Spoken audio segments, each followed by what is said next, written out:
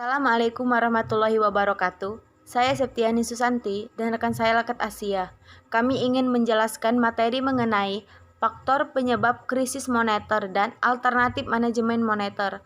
Dosen pengampu mata kuliah Ibu Dr. Andah Siti Fatimah, Magister Sains, dan Ibu Yuliana FH, Sarjana Pendidikan, Magister Pendidikan. Baiklah, saya di sini akan menjelaskan materi mengenai krisis moneter. Nah, apa itu krisis moneter? Krisis moneter itu merujuk pada keadaan memburuknya keuangan suatu negara. Nah, dalam kurun waktu tertentu yang ditandai dengan merosotnya nilai tukar uang nasional terhadap mata uang internasional dan melonjaknya harga kebutuhan di pasar, serta menurunnya aktivitas perekonomian secara global. Nah, setiap negara itu, baik negara maju ataupun negara berkembang, pasti pernah mengalami krisis moneter, termasuk Indonesia. Di sini ada beberapa ciri negara yang mengalami krisis moneter. Yang pertama itu memiliki jumlah utang luar negeri yang besar. 2. Mengalami inflasi yang tidak terkontrol. Yang ketiga, defisit neraca pembayaran yang besar. Yang keempat, kurs pertukaran mata uang tidak seimbang. Yang kelima, tingkat suku bunga di atas kewajaran. Selanjutnya saya akan menjelaskan materi mengenai kebijakan moneter pada krisis moneter. Nah, yang pertama itu operasi pasar terbuka. Jadi, operasi pasar terbuka merupakan cara mengendalikan uang yang beredar dengan menjual atau membeli surat berharga pemerintah. Nah, yang kedua itu fasilitas discount rate atau diskontrol. Nah, fasilitas ini mengatur jumlah uang beredar dengan memainkan tingkat bunga bank sentral pada bank umum. Yang ketiga, rasio cadang wajib atau survey requirement ratio. Nah, pada rasio cadangan wajib ini mengatur jumlah uang yang beredar dengan memainkan jumlah dana cadangan perbankan yang harus disimpan oleh pemerintah. Yang keempat, imbauan moral. Imbauan moral ini untuk memberikan atau mengatur uang yang beredar kepada pelaku ekonomi. Nah, di sini juga ada beberapa cara mengatasi krisis moneter. Yang pertama itu melakukan penekanan laju inflasi. Yang kedua, melakukan pengelolaan risiko krisis moneter. Yang ketiga, melakukan penetapan harga. Yang keempat, melakukan alokasi dana. Yang kelima, melakukan pemberhentian impor secara terus-menerus. Nah, cara mengatasi krisis moneter yang telah saya sebutkan tadi itu akan mengatasi atau bisa meringankan terjadinya suatu krisis moneter agar suatu negara itu bisa menyeimbangkan keuangannya. Baiklah, selanjutnya saya akan menjelaskan mengenai faktor internal dan eksternal penyebab terjadinya krisis moneter. Nah, yang pertama itu faktor internal. Nah, pada faktor internal ini ada beberapa penyebab terjadinya suatu krisis moneter. Yang pertama itu kondisi politik. Nah, kondisi politik ini dalam dunia politik dinilai berpotensi menyebabkan perpecahan dalam masyarakat dikarenakan adanya perbedaan pendapat. Akibatnya kondisi negara menjadi tidak stabil dan tidak menutup kemungkinan terjadinya kerusakan di sana sini. Yang kedua, kebijakan pemerintah. Nah, mengapa kebijakan pemerintah dikatakan faktor penyebab terjadinya krisis moneter? Karena kebijakan pemerintah menunjukkan kredibilitas pemerintah dalam mengatasi berbagai situasi yang terjadi pada suatu negara. Selanjutnya, inflasi. Nah, inflasi ini mengapa dikatakan menjadi faktor penyebab krisis moneter? Karena inflasi ini merupakan kenaikan harga secara umum dan terus-menerus dalam jangka waktu tertentu. Nah, sehingga bisa menyebabkan terjadinya krisis moneter. Selanjutnya, yang keempat, kelemahan sistem perbankan. Lemahnya sistem perbankan bertanggung jawab atas terjadinya krisis moneter yang menimpa Indonesia. Nah, ini menimpa Indonesia krisis moneter ini pada tahun 1997 sampai 1998. Selanjutnya, masalah pada sektor produksi.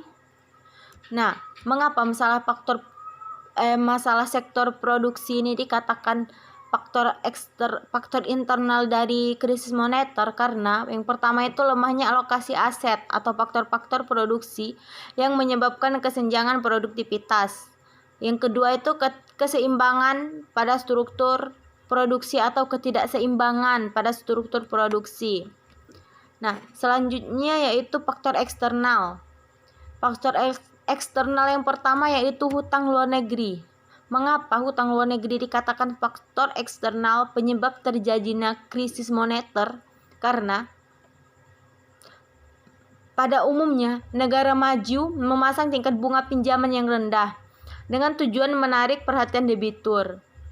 Nah, dengan rendahnya bunga pinjaman ini biasanya dibarengi dengan jangka waktu yang pendek.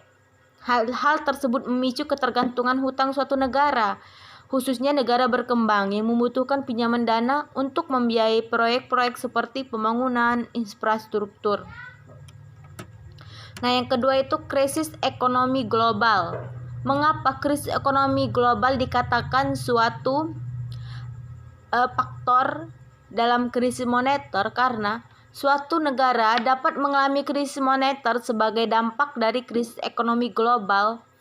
Ini dialami oleh negara lain karena misalnya kita ambil contoh pada tahun 1997 dengan 1998 yang dialami oleh negara Asia. Dengan krisis ini bisa dikenal sebagai krisis subprime mortgage yang dialami oleh Amerika.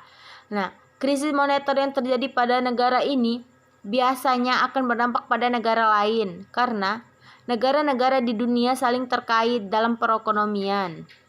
Misalnya dalam bentuk perdagangan, industri, pinjam-meminjam dana. Akan tetapi, krisis ekonomi global dapat dihindari dengan kebijakan pemerintah. Contohnya, pada krisis ekonomi pada tahun 2008, Indonesia terkena imbas dari krisis subprime mortgage yang dialami Amerika, namun masih dapat terselamatkan berkat penguatan di sektor perbankan. Mungkin untuk penjelasan selanjutnya akan dijelaskan oleh Saudari Lekat, kepadanya dipersilahkan. Baiklah, selanjutnya penjelasan tentang alternatif manajemen moneter. Nah, yang alternatif manajemen moneter di sini ada 4. Yang pertama di sini adalah dampak negatif suku bunga dalam manajemen moneter. Nah, pertumbuhan ekonomi juga terpengaruh oleh manajemen moneter yang berdasarkan suku bunga. Nah, hal ini terjadi karena kemungkinan masyarakat untuk mengkonsumsi lebih dari pendapatan yang diperolehnya karena meningkatnya konsumsi masyarakat yang dibiayai oleh pinjaman. Nah, akibat dari pola konsumsi yang sedemikian rupa menyebabkan turunnya tingkat tabungan masyarakat yang mengakibatkan meningkatnya suku bunga dan rendahnya tingkat investasi. Yang pada gilirannya di sini akan menurunkan pertumbuhan ekonomi dan perluasan kerja. Suku bunga juga dapat berpengaruh terhadap ketidakstabilan ekonomi dunia saat ini. Nah, menurut Vietnam dalam Karpas 1996, atribut the unfrequently erratic behavior of the US economy to the erratic behavior of interest rates. Tingginya volatilitas dari suku bunga mengakibatkan tingginya tingkat ketidakpastian atau uncertainty dalam financial market sehingga investor tidak berani untuk melakukan investasi jangka panjangnya. Akibat dari ketidakpastian ini menggiring borrower maupun lender lebih mempertimbangkan pinjaman maupun investasi jangka pendek yang pada gilirannya membuat investasi jangka pendek yang berbau spekulasi lebih menarik sehingga masyarakat lebih senang mengambil keuntungan pada pasar-pasar komoditi, saham, valuta asing dan keuangan. Nah, yang kedua di sini adalah money demand. Sesuai dengan ajaran Islam, manajemen moneter yang efisien dan adil tidak berdasarkan mekanisme suku bunga, melainkan dengan menggunakan strategi yang berdasarkan 3 instrumen utama, yaitu value adjustments yang dapat menciptakan suasana yang memungkinkan alokasi dan distribusi resources yang sesuai dengan ajaran Islam.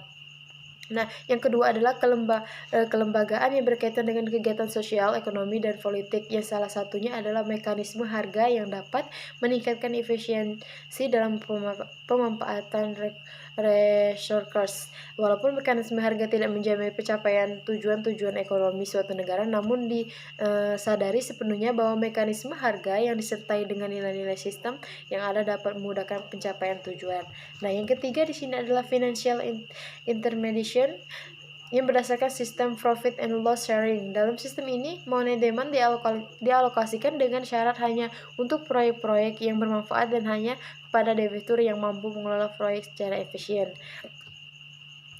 Nah, yang di sini alternatif manajemen moneter yang ketiga adalah money supply. Ketika money supply demand selalu dikaitkan dengan kesejahteraan masyarakat dan pembangunan, diharapkan money demand akan stabil.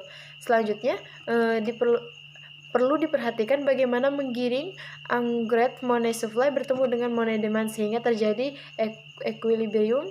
Di dalam mencapai pertumbuhan money supply yang sesuai dengan target, diperlukan instrumen-instrumen yang digunakan oleh bank sentral untuk menciptakan keselarasan antara pertumbuhan money supply yang ditargetkan dan yang aktual terjadi. Nah, karena dekatnya hubungan antara pertumbuhan kredit dengan pertumbuhan MO atau high forward money, maka bank sentral berkewajiban untuk mengatur dengan ketatnya pertumbuhan MO. Nah, adapun di sini alternatif manajemen moneter yang keempat adalah instrumen-instrumen kebijakan moneter. Nah, instrumen moneter yang dikenal menurut ekonomi Islam adalah dalam bentuk kontrol kuantitatif pada penyaluran kredit dan instrumen yang dapat menjamin alokasi kredit dapat berlangsung dengan baik pada sektor-sektor yang bermanfaat dan produktif. Nah, pada sistem ekonomi Islam adalah instrumen yang sangat penting karena diskon rate dan operasi pasar terbuka tidak dapat diterapkan pada sistem ini. Nah, bank komersial diwajibkan menempatkan sebagian dananya yang berasal dari demand deposit pada bank sentral sebagai statutory reserve requirement. Ini hanya berlaku pada demand deposit, sedangkan bagi mudharabah deposit tidak diperlukan reserve requirement karena mudharabah merupakan penyertaan atau equity dari penabungan pada bank tersebut. Penjelasan materi yang terakhir di sini adalah penerapan alternatif manajemen moneter di Indonesia.